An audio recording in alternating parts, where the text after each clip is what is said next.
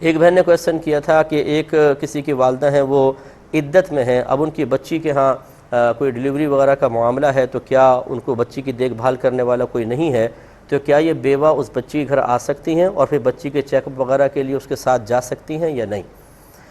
دیکھیں، مسئلہ یہ ہوتا ہے کہ دوران عدت عورت کا بلا ضرورت گھر سے باہر نکلنا منع ہوتا ہے، اور صحیح ضرورت ہو تو وہ باہر نکل سکتی ہے، لیکن بقدر ضرورت، اور پھر اسے دوبارہ فوراً سے پیشتر اپنی جائے عدت میں آنا ضروری ہے، یعنی عدت کے مقام پر۔ یہ بھی بات اور یہ خیال بالکل غلط ہے کہ اگر عورت ایک دفعہ گھر سے باہر قدم نکال دے تو عدت ختم ہو جاتی ہے۔ کوئی ختم نہیں ہوتی، عدت کا تعلق گھر سے باہر نکلنے یا نہ نکلنے سے نہیں ہے، بلکہ مدت کے تمام ہونے سے ہے۔ اگر شوہر فوت ہو گیا تو 4 ماہ 10 دن تک عورت عدت گزارے گی، چاہے روزانہ باہر نکلتے روزانہ اندر آئے، بلا ضرورت باہر نکلے گی، گناہگار ضرور ہوگی، لیکن عدت ختم نہیں ہوگی، عدت اسے پوری کرنی پڑے گی، پابندی پوری کرنی پڑے گی۔ لہٰذا اگر واقعی بچی کو سنبھالنے والا کوئی بھی نہیں، کوئی دیگر رشتہ دار نہیں ہے، تو یہ ماں کی مجبوری ہے، وہ نکل سکتی ہیں، بچی کی تیمارداری حد تک اس کو ڈاکٹر کے بھی لے جا سکتی ہیں، لیکن عدت ختم نہیں ہوگی، دوبارہ پھر گھر آ کر اپنی عدت کو تمام کریں حتیٰ کہ 4 ماہ 10 دن پورے گزر جائیں۔ ایک یہ بہن نے کویسچن کیا کہ اگر شوہر بہت زیادہ گالی گلوچ کرتا ہے، بد زبانی کرتا ہے، خاندان کو برا بھلا کہتا ہے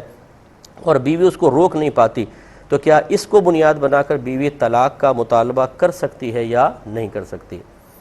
دیکھیں، ہمارا مشورہ یہ ہوگا کہ بہرحال یہ بہت بری چیز ہے، یقیناً دل آزاری کا سبب بھی بنے گی، یقیناً معیوب ہے، یقیناً شوہر کے حاکم ہونے کا مطلب یہ نہیں ہے کہ وہ بیوی کو حقیر سمجھ کے اس کو ذلیل کرنا اپنے لیے جائز سمجھنا شروع کر دے، اس کے لیے بھی بیوی کی دل آزاری کرنا، اس کو مارنا پیٹنا بغیر ضرورت کے اور برا بھلا کہنا، یہ سب گناہ کبیرہ کے اندر آئے گا اور بہت سخت وعیدات ہیں۔ لیکن میں گزارش کرتا ہوں کہ بعض فیملیز اچھی بھی ہوتی ہیں، اس کا انکار نہیں ہے، لیکن اگر شوہر گالی بک رہا ہے تو آپ غور کریں گے کہ بعض اوقات اپنے گھر میں والد صاحب بھی گالی بک رہے ہوتے ہیں، بڑے بھائی بھی گالیاں بک رہے ہوتے ہیں، بہنیں بھی، بلکہ خواتین تک بعض گھر ایسے ہیں کہ وہاں پہ بھی گالیاں بک رہے ہوتے ہیں۔ اگر شوہر سے صرف گالی کی وجہ سے یا بد زبانی کی وجہ سے انسان طلاق کا مطالبہ کر کے اور طلاق لے کر مثلا اپنے میکے آ جائے، تو میکے میں سارے فرشتے تو نہیں ہیں، ان سے بھی مختلف جہتوں سے گناہ اور خطائیں ہو رہی ہیں، تو پھر کیا وہاں پر ان سے بھی قطع تعلق کیا جائے اور وہاں سے نکلا جائے؟ تو ہر ایک چیز کا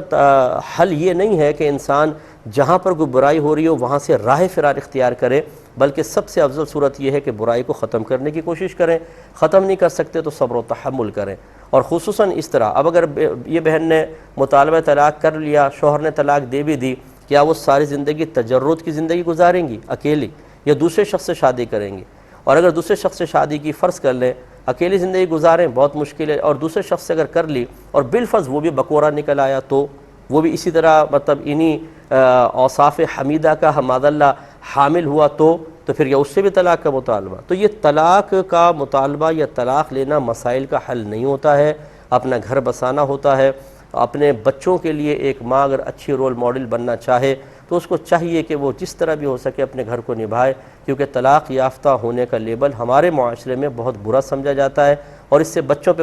منفی اثرات مرتب ہوتے ہیں۔ اس لیے ہمارا مشورہ یہ ہوگا کہ آپ دعا کریں اللہ تعالیٰ سے، ہم بھی دعا کرتے ہیں اللہ تعالیٰ اس شخص کو بد زبانی سے بچنے کی توفیق عطا فرمائے، اپنی بیوی کی قدر کرنے کی توفیق عطا فرمائے، لیکن طلاق کا مطالبہ اس معاملے میں نہ کیا جائے۔ ایک بہن نے کویسچن کیا کہ بعض اوقات دوران نماز مسائل کے بارے میں غور و تفکر وہ کرتی رہتی ہیں، تو بعض اوقات ایسا ہوتا ہے کہ مسائل پہ اتنی توجہ ہو جاتی ہے کہ نماز میں بھول جاتی ہیں کہ کون سی رکعت پڑھ رہی ہیں کون سی نہیں پڑھ رہی ہیں، تو کیا اب یہ مسائل کی طرف توجہ کیا شیطان کی مداخلت کہلائے گی یا یہ من جانب اللہ ہی تھا؟ دیکھیں، کوشش یہ ہونی چاہیے کہ حتی الامکان توجہ اگر مسائل کی طرف جا بھی رہی ہے تو اتنے استغراق کے ساتھ نہ ہو کہ ہماری نماز کی رکعتیں وغیرہ ہی بھول جائیں، لیکن اگر بالفرض بھول بھی جاتی ہیں تو یہ شیطان کی طرف سے توجہ نہیں ہے، کیونکہ مسائل پر غور و تفکر کرنا، دینی مسئلوں کے بارے میں سوچنا، یہ اللہ تبارک و تعالیٰ کی طرف سے ہے، اور یہ تو آپ امور آخرت کی طرف بھی اگر متوجہ ہو جائیں، چلے مسائل کو چھوڑ دیں، جو کہ مطالبہ شرع ہے کہ خوف و خشیت کے ساتھ نماز ادا کی جائے، امور آخرت کی طرف متوجہ ہو کر نماز ادا کی جائے، تو بعض اوقات وہ استغراق بھی آدمی کی نماز میں قلبی اور ذہنی حاضری میں مخل ہو سکتا ہے، بھول اس سے بھی ہو سکتی ہے۔ تو اس کا مطلب تو یہ ہوا کہ جو شریعت مطالبہ کر رہی ہے معاذ اللہ ثم معاذ اللہ، اس میں بھی کوئی شیطانی مداخلت کا ہم عنصر مانے، ایسا نہیں ہے۔ تو اچھے جیسے حضرت عمر فاروق رضی اللہ تعالیٰ عنہ خود فرماتے ہیں کہ میں دوران نماز اپنے جہاد کی صفوف کو سیدھا کرتا رہتا ہوں، اور ایک مقام پہ آپ نے ارشاد فرمایا کہ میں دوران نماز جو غیر مسلمین سے جزیہ آیا کرتا تھا میں اس کے بارے میں اس کا حساب و کتاب کرتا رہتا ہوں، یعنی سمجھانا یہ مقصود تھا کہ آپ کا کہ میں دوران نماز بھی جو امور خلافت ہیں ان پر غور و تفکر کرتا ہوں، اور چونکہ اس زمانے میں خلافت دین کا ایک بہترین حصہ تھی اور دین کی تقویت اور ترقی کا سبب تھی، گویا کہ وہ دین کے بارے میں غور و تفکر کر رہے تھے، تو کوشش یہی کریں کہ اتنا زیادہ استغراق نہ ہو کہ بھول پیدا ہو، لیکن اگر ہو بھی گئی تو ہم اس طرح مسائل پہ غور و تفکر کو شیطان کی مداخلت قرار نہیں دے سکتے ہیں۔ ایک بہن نے کویسچن کیا تھا کہ کیا کوئی بہن ایام مخصوصہ میں یہ تبرک وغیرہ نیاز وغیرہ بنا سکتی ہیں یا نہیں؟ تو بالکل بنا سکتی ہیں۔ دیکھیں بعض چیزیں ایسی ہوتی ہیں کہ جن میں اس طرح کی جو حکمی ناپاکی ہے وہ مخل ہوتی ہے، رکاوٹ بنتی ہے، جیسے قرآن پاک کو چھونا یا قرآن پاک کو قرآن کی نیت سے زبان سے پڑھنا، تو یقیناً یہ ناپاکی اس راہ میں رکاوٹ ہے۔ لیکن چیزوں کو چھونا، کپڑے دھونا، برتن دھونا، آٹا گوندنا، اسی طرح کوئی نیاز وغیرہ تیار کرنا، اس میں ایسا نہیں ہے کہ ناپاکی یا گندگی چھوٹ کر لگے یا ہم اس کو بے ادبی قرار دیں، ایسا نہیں ہے، بالکل وہ تبرک وغیرہ بھی بنا سکتی ہیں۔ ایک بھائی نے بھی کویسچن کیا کہ شب برات میں ان کی بچی پیدا ہوئی ہے، انہوں نے کہا شب برات کی رات، شب مانے بھی رات ہوتا ہے اور رات بھی آگے رات، جیسے آب زمزم کا پانی، لب سڑک کے کنارے، لیلۃ القدر کی رات، یہ اس میں تکرار کر دیتے ہیں اور ہمیں توجہ نہیں رہتی۔ تو شب برات میں اگر بچی پیدا ہوئی ہے، کہتے ہیں اس کا کیا نام رکھیں؟